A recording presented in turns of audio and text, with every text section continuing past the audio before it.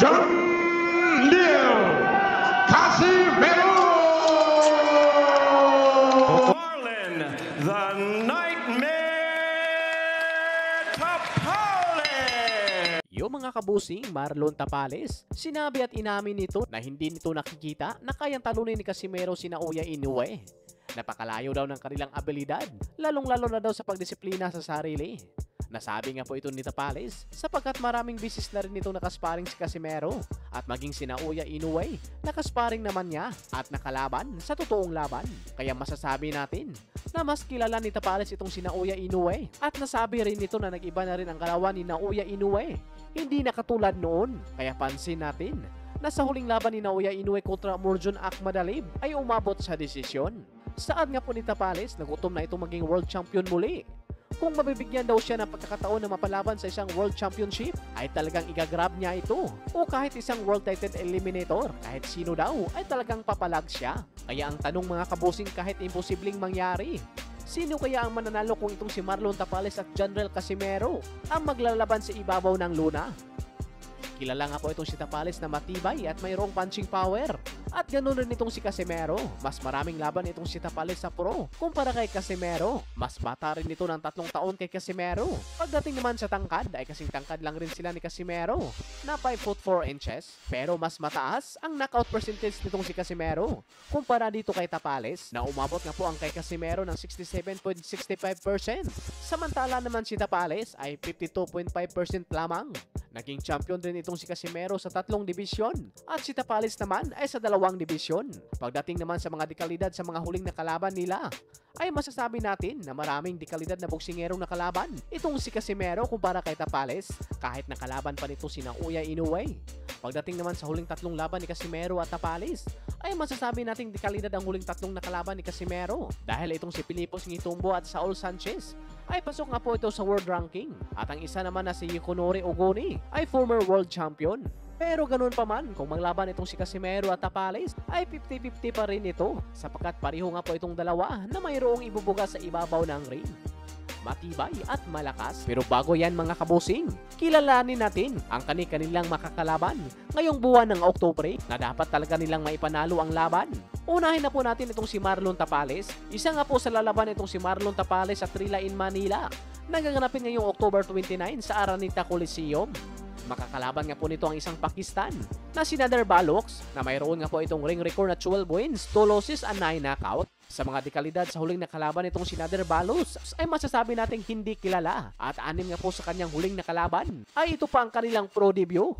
Kaya kahit mayroong mataas na knockout percentage itong makakalaban ni Tapales ay di ito obra sa mataas na experience ni Tapales sa ibabaw ng ring. Pero wag ring magkumpiyansa, baka masilat. Huling laban nga po nitong pambato ng Pakistan ay natalo ito via technical knockout sa loob ng round 5. Panoorin din natin itong highlight sa isa nitong laban kontra sa undefeated Afghanistan kung saan sabog ang liig nito. Talagang parang lantang gulay na bumagsak.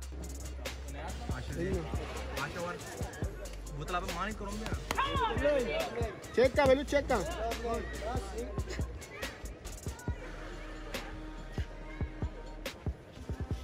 That's all he's got. That's all he's got. Overhand. That's it.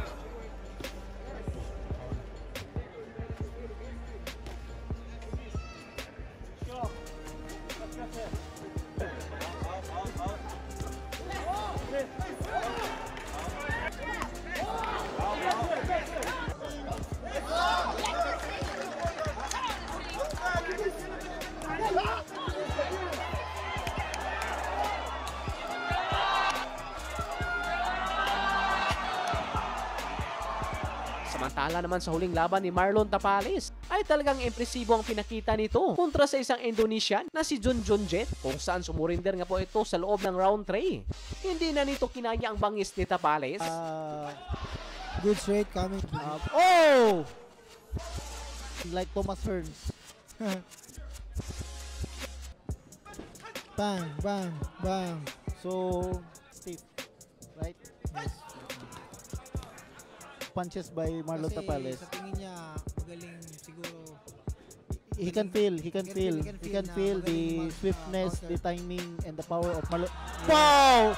Just like that! Whoa. That's very good. Of body punches by the Filipino champ. Oh! The nose bleeding by the commentator! Samantala naman, Jonrel Casimero ay una nga po itong mapapalaban kay Tapales pagkat ngayong October 25 na po ang kanyang laban. Nagaganapin nga po ito sa Kyrgyzstan kontra sa matibay na pambato ng Japan na si Kinosuke Kamida na mayroon nga po itong ring record na 15 wins, 5 losses and 9 knockout. Para sa inyo mga kabusing, sino ang masasabing matindi ang makakalaban? Tulad dito kay Kinosuke na lumalaban sa featherweight, ay ganun rin yung makakalaban ni Tapales. Sa featherweight na rin ito lumalaban. Pero para sa akin, ay mas matindi itong makakalaban ni Casimero kumpara kay Tapales. Huling laban nga po nitong si Kinosuke bagamat natalo, ay isang impresibong laban naman ang pinakita nito. At muntik pa nga ito maka-upset kontra David Picasso sapagkat majority decision lamang ang talo nito sa number 1 challenger ni Naoya Inoue sa WBC.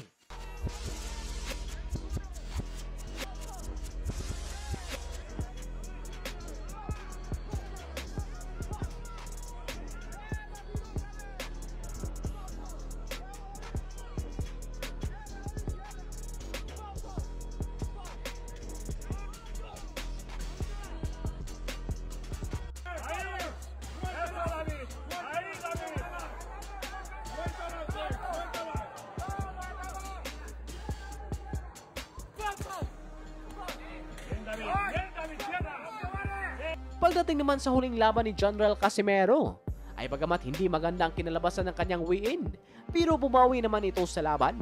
Nag-overweight nga po itong si Casimero sa weigh-in nila ni Saul Sanchez, kaya binigyan ito ng parusa na dapat hindi ito nalagpas ng 128 pounds sa araw ng kanilang laban, kung saan nakuha naman ito ni Casimero, kaya tuloy ang laban. At dito nga po bumawi si Casimero sa laban dahil isang round lamang ang kinailangan nito para talunin itong si Saul Sanchez. Isang lip hook nga po ang bumago sa laban sapagkat hindi nga po nakarecover itong si Sanchez matapos masapul itong nagliliyab na kamao ni Jonrel Casimero, angas ng Pinas. カシメロのコンディションも心配されるんですけれども、おお、いきなりいった、食らっていた、おっとしかし右を入れた、手をついたかどうだ、攻撃力ありますね、いきなりだ、まだ30秒経っていません。まずはダウンを奪ったのはジョン・リエル・カシメロ。なんとかちょっと手を思わずついてしまったというようなことになりましたサンチェス。ただカシメロはかなりかかっています。サンチェスの方はランキング、世界ランキング入りはしているんですよ。もうためを作らずに左フックうまく打ち込めるんですよね。今度はボディに打ち込んでいくカシメロ。少しフェイントを入れましたサンチェス。そこに対してサンチェスのプレッシャー。サンチェスしのげるか。構成一方か。いや返す。返している。そこに打ち込んでいくサンチェス。いやカシメロが集めていく。左が入った。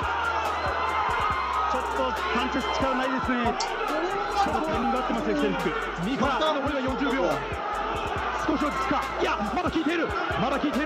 今のクリンチャーサンチェスうまかったですね。2度目のダウンは思い切り効かされました。残りは30秒。左を返した。合わせにいってますね。カシメロがまた来た。ポーランドどうでしょう。広げるか。止めた。 Kaya para sa inyo mga kabusing, isang gandang laban nga ba?